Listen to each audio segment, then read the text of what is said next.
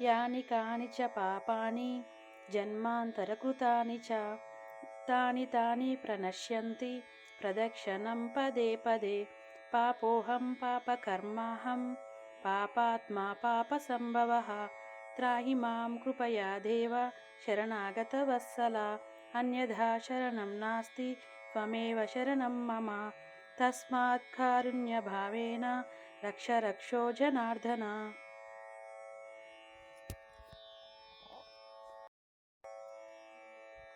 यानि कानि च पापानि जन्मान्तरकृतानि च तानि तानि प्रणश्यन्ति प्रदक्षिणं पदे पदे।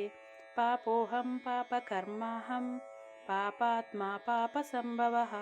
त्राहि मां कृपया देव शरणागतवत्सला।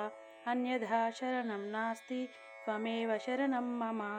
तस्मात् कारुण्यभावेन रक्ष रक्षो जनार्दन।